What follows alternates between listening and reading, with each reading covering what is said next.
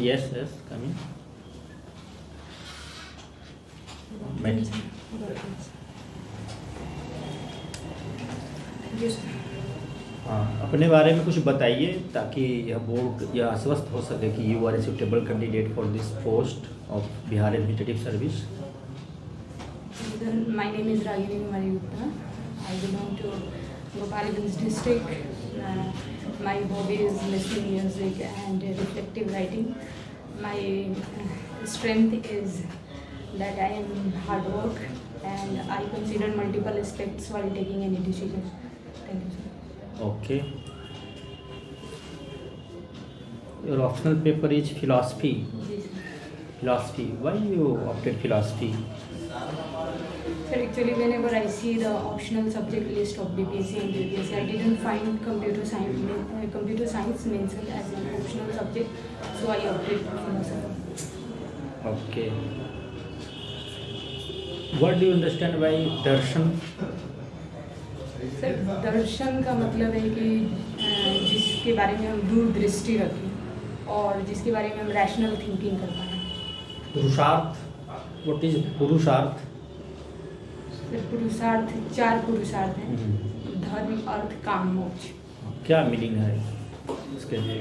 Sir, धर्म मतलब Indian context में देखें तो धर्म का मतलब है ड्यूटी, मीन्स जिसे हम धारण करते हैं. जैसे कि अगर हम इंडियन मानव जीवन के 4 आश्रम बताए गए हैं, पता है? जी.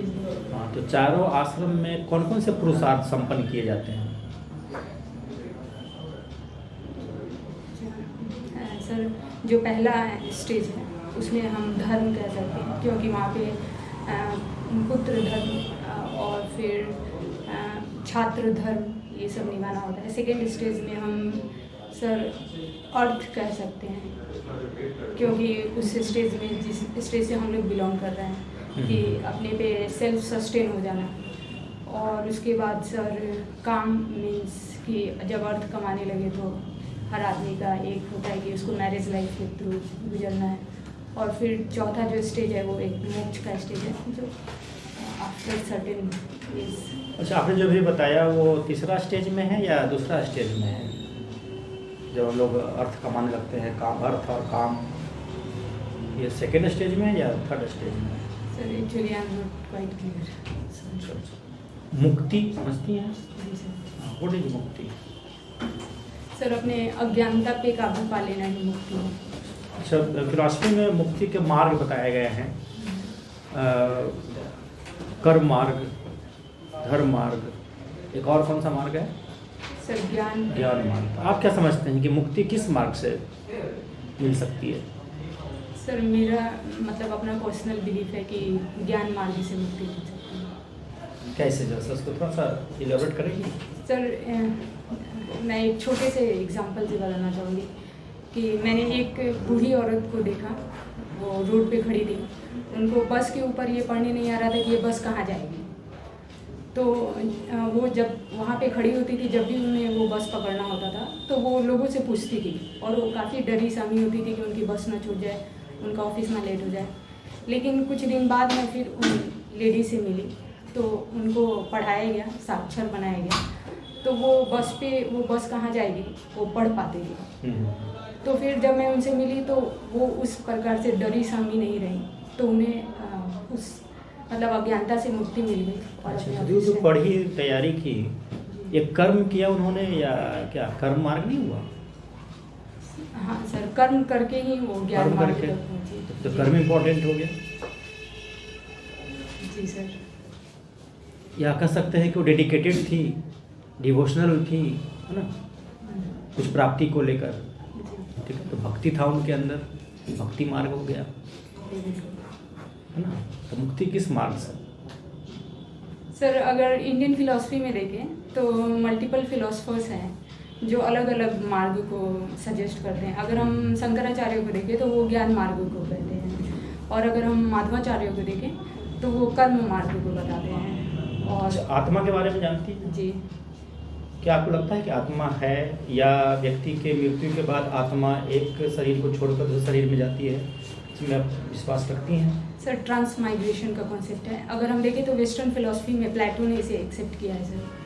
उनका जो कॉपी थ्योरी है वो यही बताते हैं कि उसमें आत्मा का दूसरे बॉडी में ट्रांसमाइग्रेट होता है। अगर हम इंडियन फिलोसफी में देखें तो चारवाका को छोड़ के मोस्टली फिलोसफर हैं जो इसमें विश्वास करते हैं। अच्छा, बुद्ध और जैन के, महात्मा बुद्ध और महावीर जैन की फिलॉसफी पढ़ी होगी आप, है ना?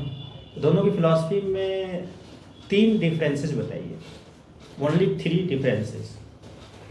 सर, जो जैनिज़्म है वो अहिंसा को बहुत ही एक्सट्रीम पॉइंट पे देखते हैं, लेकिन अगर हम बुद्धिज़्म की बात करें तो वो मिडल मार्ग को एक्सेप्ट करते हैं। तो उनकी फ़िलॉसफी प्रैक्टिकल भी है। और सर, अगर हम जैनिज़्म में देखें तो एक कॉन्सेप्ट है अनेकांतवाद का, जो हमारे डाइवर्स सोसाइटी है हमारी इंडिया की, उसके मल्टीपल एस्पेक्ट्स को कंसीडर करने में बहुत मदद करता है। और अगर हम बुद्धिज़्म में देखें तो उनकी एक क्षणिकवाद का कॉन्सेप्ट है कि जो इस कॉन्सेप्ट के द्वारा वो यही कहते हैं कि कुछ भी चीज़ें इटर्नल नहीं है, एवरीथिंग इज चेंजिंग। तो सर, ये हमारे कर्म फल के सिद्धांत में भी। अच्छा, वेरी गुड। अच्छा, बताइए, आप फिलॉसफी पढ़ी हैं और प्रशासन में आना चाहती हैं, तो फिलॉसफी का कुछ इस्तेमाल प्रशासन में हो सकता है क्या? जी सर, बिल्कुल। क्या बताइए सर, अगर देखें तो नेचुरलिस्टिक नोशन ऑफ गॉड है, जो रिलीजियस फिलॉसफी में एक कॉन्सेप्ट है। अगर हम नेचुरलिस्टिक नोशन ऑफ गॉड को देखें तो उसमें प्रकृति की जो सारी जीव हैं उनको हम लोग as a source of power मानते हैं। तो अगर हम प्रकृति के सारे जीव को सेव करें तो हम कहीं ना कहीं पेरिस क्लाइमेट डील जो है उसका जो टारगेट है इंडियन गवर्नमेंट का, जो IND का टारगेट उन्होंने रखा है, उसको हम अचीव कर सकते हैं। तो इसे हम बेटर इम्प्लीमेंट कर सकते हैं किसी भी पॉलिसी को। अच्छा, being a student of philosophy, जब आप प्रशासन में आएंगी तो आपका पर्सनल क्या फिलॉसफी होगा काम करने का? काम करने के पीछे भी फिलॉसफी तो होगी, अपना दर्शन तो होगा कि हमको ऐसे करना है, ऐसे सोचना है। आपकी क्या समझदारी होगी, क्या सोच होगी, क्या फिलॉसफी होगी आपकी? सर, अगर मैं आती हूँ एडमिनिस्ट्रेशन में तो मुझे यही करना है कि जो हमारे कॉन्स्टिट्यूशनल इथोस है मुझे उसको अचीव करने के लिए, जो भी हमारे दर्शन में एक कॉन्सेप्ट है अनेकांतवाद का, कि मल्टीपल एस्पेक्ट्स को कवर करके और एक मिडिल मार्ग से किसी भी डिसीजन पे पहुंचा जाए, मैं ऐसा करना चाहूँगी। अच्छा, अभी जो योजनाएं लागू कर की जाती हैं हमारे देश में या हमारे राज्य में, तो आपके विचार से वहाँ क्या क्या समस्याएं उभर कर सामने आती है? कुछ ऐसा अनुभव है, जानकारी है?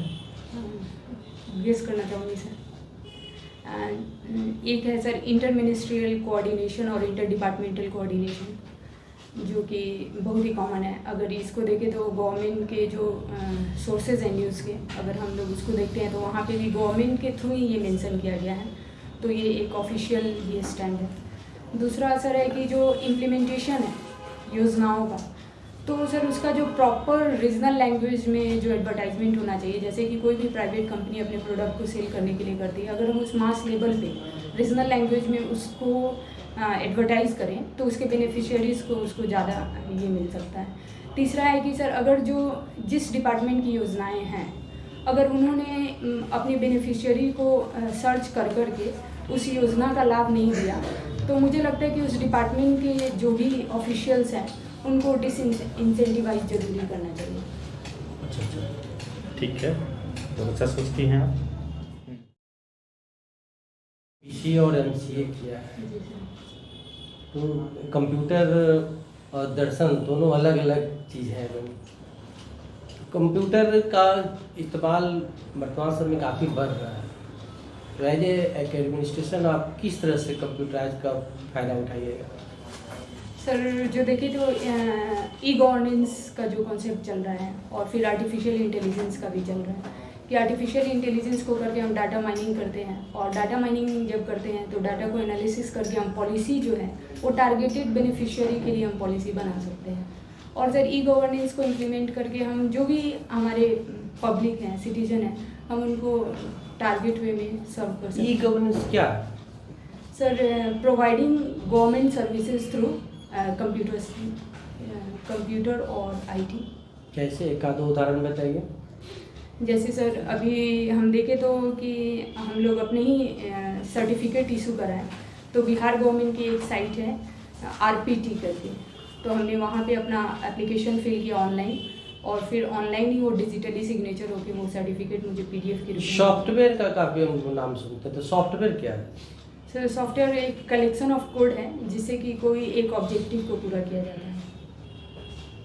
वर्तमान समय में कंप्यूटराइजेशन का काफ़ी दुरुपयोग भी हो रहा है, जिस तरह से बैंक फ्रॉड हो रहा है, डाटा हैकिंग हो रहा है, तो ये सभी को दूर कैसे किया जा सकता है? सर ये साइबर थेफ्ट का इशू है और सिर्फ इंडिया में ही नहीं है, ग्लोबली है। तो अगर हम इसको देखें तो जैसे कि डाटा प्रोटेक्शन बिल आ रहा है, तो उस पर एक लार्जर कंसल्टेशन होगी, हम एक कम्प्रिहेंसिव लॉ बना सकते हैं। दूसरा है कि जैसे सर डाटा थेफ्ट को रोकना है, तो हम अपने डेटा को इंडिया में ही स्टोर करके भी उस पर एक्सटर्नल थेफ्ट से उसको बचा सकते हैं। तीसरा सर हम एंटीवायरस वगैरह का यूज़ करके भी। अभी हाल ही में चुनाव हुए, उसमें EVM का प्रयोग हुआ है। कई सरकार विपक्षी पार्टियों के द्वारा आरोप लगाया जा रहा है कि उसको हैकिंग किया जा रहा है, क्या ये संभव है? सर हम इलेक्शन कमीशन का स्टैंड देखें तो उन्होंने एक बार ओपनली चैलेंज किया था कि जो अपोजिशन पार्टी ऐसे क्लेम कर रही है वो आके EVM को हैक करके दिखाए, क्योंकि EVM एक स्टैंड एलोन मशीन है, मतलब उसका बाहर इंटरनेट से कोई कनेक्शन नहीं है, तो हम उसको हैक नहीं कर सकते हैं। तो पहले से तो सॉफ्टवेयर उसमें डाला हुआ रहता जी है, सर। तो वहाँ तो उस पर किया जा सकता है। सर किसी भी सॉफ्टवेयर को अगर हैकिंग करना हो तो अगर वो इंटरनेट से कनेक्टेड होगा तभी उसको हैक कर सकते हैं। स्टैंड एलोन मशीन अगर हम इस घड़ी को चाहें तो हम इसको हैक नहीं कर सकते, वैसे ही EVM भी है। तो फिर VVPAT क्यों बनाया गया? सर VVPAT इसलिए बनाया गया कि अगर आप जिसको वोट दे रहे हैं तो एक ट्रांसपेरेंसी मेंटेन रहे, वो जिस कैंडिडेट को आप वोट दे रहे हैं उसके सारे डिटेल्स आपको कुछ सर्टेन सेकेंड तक दिखेंगे और फिर उसका जो बैलेट बॉक्स है उसमें मिल जाएगा। कुछ के द्वारा मांग किया जा रहा है कि नहीं, वापस बैलेट बॉक्स से ही वोटिंग किया जाए, क्या ये उचित होगा?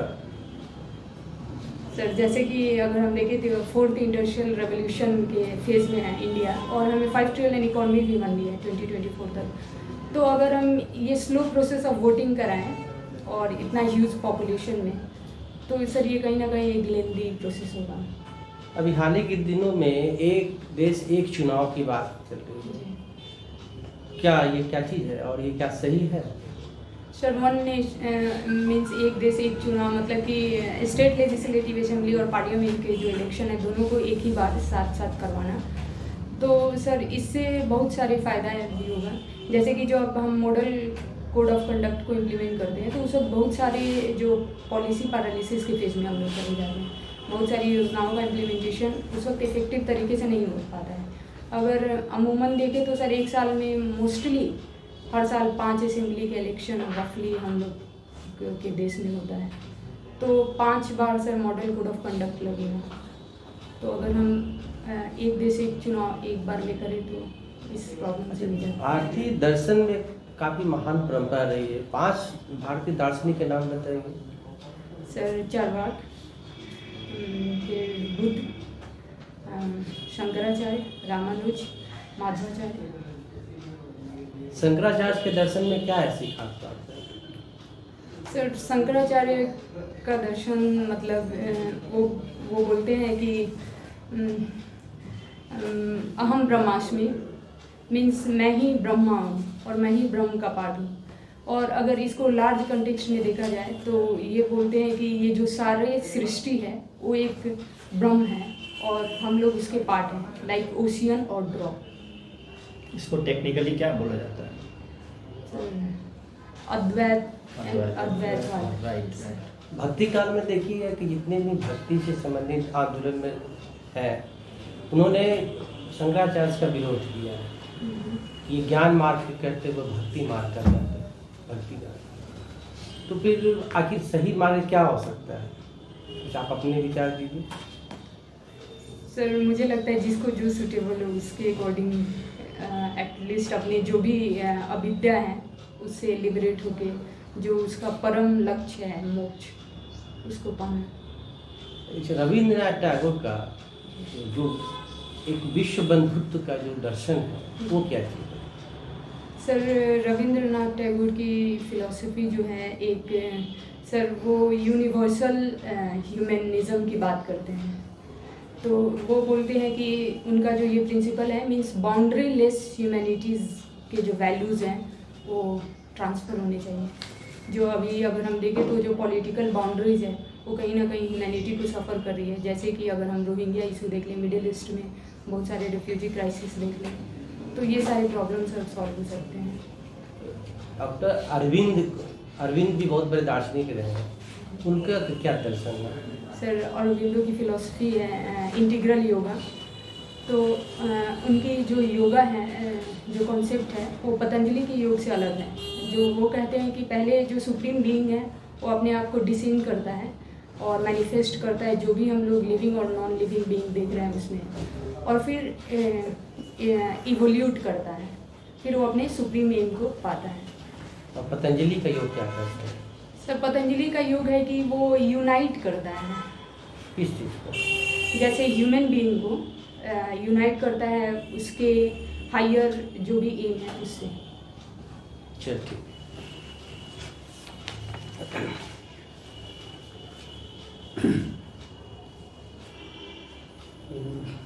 मुझे ये बतलाइए कि जब हम इंडिया में जो एजुकेशन पैटर्न देखते हैं उसमें जो हाईएस्ट डिग्री किसी भी ह्यूमैनिटीज़ सब्जेक्ट से है वो पीएचडी होती है। जैसे आप मैथ से हिंदी से पढ़ते हैं तो वो डॉक्टर ऑफ फिलॉसफी है। तो ऐसा क्यों है कि किसी भी सब्जेक्ट की डिग्री का नाम डॉक्टर ऑफ फिलॉसफी रखा गया, जबकि वो फिलॉसफी तो है नहीं। जैसे आप पीएचडी से करेंगे तो भी पीएचडी करेंगे फिलॉसफी से तो भी आप पीएचडी डॉक्टर ऑफ फिलॉसफी होंगे, और हिंदी से करेंगे तो भी आप डॉक्टर ऑफ फिलॉसफी होंगे। ऐसा क्यों? सर फिर डॉक्टर ऑफ फिलॉसफी देने के पीछे रीज़न है कि जब भी आप वो जो एक डॉक्टर की डिग्री प्राप्त करते हैं तो आप उस सब्जेक्ट का मेटाफिजिक्स जान जाते हैं, सब्सटेंस जान जाते हैं। मेटाफिजिक्स और सब्सटेंस वो एक बेसिक नॉलेज है और उस नॉलेज का इम्प्लीमेंटेशन है जिसके थ्रू आप उस सब्जेक्ट के कम्प्रिहेंसिव देख पाते हैं और उसका इंटायर कॉन्सेप्ट आपको पता होता है। इसलिए हम इसे तो बहुत एक्सलेंट। ये बताइए कि जो भारतीय षड दर्शन है उसमें न्याय दर्शन है एक, तो क्या हमारा जो इंडियन जुडिशियरी सिस्टम है वो तो हम लोगों ने एथेनियन ज्यूरिस्प्रूडेंस के ज़्यादातर चीज़ों को अपनाया है, तो गौतम का जो न्याय दर्शन है या फिर ये सारे जो दर्शन हमें दिखाई देते हैं न्याय वैशेषिक, ये डिसकंटिन्यू कैसे हो गए? मतलब कि ऐसा क्यों है कि एक गौतम ऋषि के बाद दूसरे किसी ने इस न्याय दर्शन को आगे नहीं बढ़ाया? ऐसा कैसे? इसमें रिसर्च क्यों नहीं हो पाया? अच्छा ठीक है। ये बताइए कि आपने BCA MCA दोनों डिग्री होल्ड किया है आपने, ये कहाँ से, किस कॉलेज से किया आपने? पुणे के? Sir doctor DY Patil Asia's college. Doctor DY Patil. ये मुझे बताइए कि बिहार में क्या इस स्तर के इंस्टीट्यूट हैं? सर बहुत सारे इंस्टीट्यूट हैं कि जो MCA डिग्री प्रोवाइड कराते हैं, लेकिन मुझे एग्जैक्टली नाम तो नहीं पता। अच्छा, क्या शिक्षा का स्तर में कुछ अंतर पाते हैं आप? जैसे आपने काउंटर पार्ट से मिलते होंगे कि जो बिहार से जिन्होंने पढ़ाई की है और अपने पुणे से पढ़ाई की है, क्या कुछ बेसिक डिफरेंस पाते हैं? बिल्कुल। क्या अंतर पाते हैं? सर जैसे कि यहाँ पे मैं देखती हूँ तो काफ़ी रूट लर्निंग है, मीन्स बस बुक पढ़ लिए हैं या फिर बहुत कुछ, जैसे कहना तो नहीं चाहिए, कुछ चीटिंग का कॉन्सेप्ट भी है कि बच्चे अप्लाई करते हैं वो बस एग्ज़ाम पास करने के लिए करते हैं। लेकिन सर वहाँ पे मैंने ये कहना क्यों नहीं चाहिए? सर कह सकते हैं, बिल्कुल सॉरी। अच्छा ठीक है, जो चीज़ें हैं जो कहते हैं। मुझे एक बात बताइए, यदि आप सेलेक्ट होते हैं तो भारतीय या बिहार का जो समाज है वो थोड़ा पुरुष प्रधान समाज है। सपोज कीजिए कि आपको एक ऐसे कार्यालय में पोस्टिंग हो गई जहाँ आपको छोड़कर सारे पुरुष स्टाफ हैं और आप ऐसा पाते हैं कि उनका व्यवहार सहयोगात्मक नहीं है, कुछ मामलों में आपत्तिजनक भी है और कुछ मामलों में ऐसा है कि वो पूरी बात सुनते नहीं कि अच्छा बेटी ये क्या करेगी।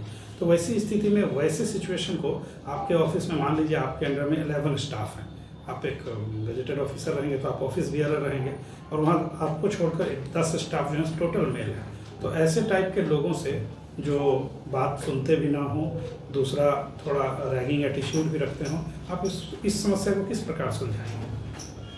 सर इस सिचुएशन में तो सबसे पहले मैं ये बताऊंगी कि मेल और फीमेल दोनों इक्वल हैं। जैसे कि अगर हम अपने कॉन्स्टिट्यूशन को देखें तो कॉन्स्टिट्यूशन बहुत सारे राइट्स प्रोवाइड करती है कि जो जहाँ पे कोई डिस्क्रिमिनेशन का ग्राउंड नहीं है, तो पहले मैं उनको ये समझाना चाहूँगी। दूसरा जो भी इंटरनल मैकेनिज़्म होगा सर, कि जो कुछ उनके कोड ऑफ इथिक्स होंगे या कोड ऑफ कंडक्ट होंगे, उसके अकॉर्डिंग मैं उनको बताना चाहूँगी। और कुछ? और सर एक इंटरनल डिपार्टमेंट कमेटी होती है जिसके पास अगर नहीं भी सुने तो मैं वहाँ पे अपना कंप्लेंट फाइल कर सकती हूँ। ठीक है, एक लास्ट क्वेश्चन मुझे आपसे पूछना है कि आपने कहा कि listening classical instrumental music and reflective writing. What is this reflective writing? Sir reflective writing एक प्रकार की राइटिंग है कि जब मैं कभी किसी टफ दौर से गुजरती हूँ तो उस दौर से गुजरने के बाद मैं जो भी लेसन अपने लाइफ में सीखी होती हूँ तो उसको मैं लिखती हूँ। अच्छा, आप अपने आप को एक्सप्रेस करते हैं वहाँ पर, सो दैट कि ये डायरी राइटिंग से कैसे अलग है? सर डायरी राइटिंग में हम डेली के चीज़ें लिखते हैं, लेकिन रिफ्लेक्टिव राइटिंग में जब आप कोई मेजर ट्रेजेडी से गुजर रहे हैं या अपनी लाइफ के कोई भी अच्छी या बुरी चीज़ों से गुजर रहे हैं तो उस वक्त आपने किरण बेदी की बुक है, नाम बता सकते हैं आप? अभी आपने कहा कि हमारे संविधान में बराबरी का अधिकार दिया गया है महिलाओं पुरुष को, लेकिन बिहार लोक सेवा आयोग में और अन्य कई जगह महिलाओं के लिए आरक्षण है। बिहार में लोक सेवा आयोग में 33% है, तो फिर क्यों यहाँ तो असमानता है, आरक्षण क्यों दिया गया महिलाओं को? सर एक देखें तो जैसे कि यूरोप में है कि जो कॉन्स्टिट्यूशन बना है और उनके जो डेमोक्रेटिक प्रिंसिपल्स हैं जो भी उस सोसाइटी ने खुद इवॉल्व किए तब जाके उनके कॉन्स्टिट्यूशन में इनबिल्ट हुआ है। लेकिन अगर जब हम इंडिया में देखें तो हमारे जो कॉन्स्टिट्यूशनल फोर फादर्स थे जो काफ़ी इंटेलेक्चुअल्स थे, उन्होंने दुनिया के सारे अच्छी अच्छी चीज़ों को कॉपी करके अपने कॉन्स्टिट्यूशन में डालना चाहा। तो हम कॉन्स्टिट्यूशन से सोसाइटी की तरफ जा रहे हैं, तो एक हम कहीं ना कहीं ट्रांसफॉर्मिंग फेज में हैं। तो जहाँ पे हम अगर इंडिया की बात करें कल्चर की या फिर ट्रेडिशन की, तो एक पैट्रियार्की का कॉन्सेप्ट है जिसमें वुमेन को डोमिनेट किया गया। तो बस उनको इक्वल फील्ड प्रोवाइड करने के लिए ही ये जो रिजर्वेशन का प्रावधान है वो किया गया है। ये संवैधानिक स्तर पर गलत है? नहीं सर, आर्टिकल 16 शायद उसमें तो है कि धर्म, वर्ग, जाति, लिंग के आधार पर भेदभाव नहीं किया जाएगा, लेकिन यहाँ तो किया जा रहा है। सर ये भेदभाव नहीं है, ये एक एम्पावर करने का उसके सिटीजन को एक तरीका है। मान लीजिए एक पुरुष को अगर 100 में 50 पर सिलेक्शन होता है तो महिला को 100 पर 40 पर ही सिलेक्शन हो जाता है, तो वहाँ तो इनइक्वालिटी। सर इनइक्वालिटी तो मतलब नहीं कहेंगे, क्योंकि बहुत सारे राइट्स जो हैं अगर हम देखें तो कि कोई भी फील्ड में अगर हम ही जिस सर्विस में जा रहे हैं वहाँ पे इक्वल पे का कॉन्सेप्ट है कि मेल और फीमेल दोनों इक्वल पे ले जाएंगे। लेकिन जो सोसाइटी के जो नॉर्म्स हैं सर मतलब कि जो उनकी थोड़ी बहुत अवेयरनेस नहीं है, उस अवेयरनेस को बढ़ाने के लिए बस ऐसे प्रोविज़न किए जा रहे हैं। ठीक हो। अच्छा, क्या आप और देर यहाँ पर रुकना चाहती हैं? अच्छा बताइए कि आप महिला होने के नाते जब आप प्रशासन में आएंगी तो महिलाओं के लिए क्या क्या कदम उठाएंगी जो अभी तक नहीं उठाए गए हैं?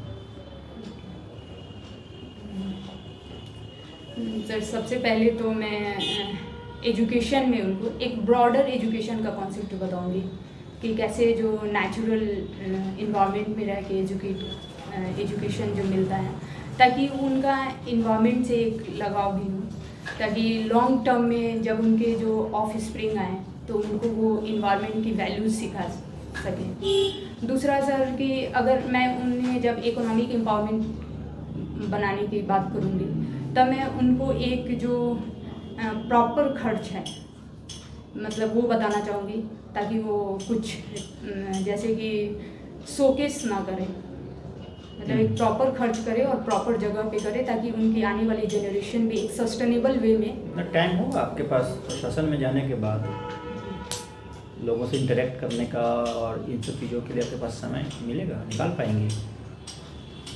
सर अगर ऑब्जेक्टिव अच्छा है तो समय निकल जाएगा। ओके, थैंक यू, जा सकती हैं। ठीक है।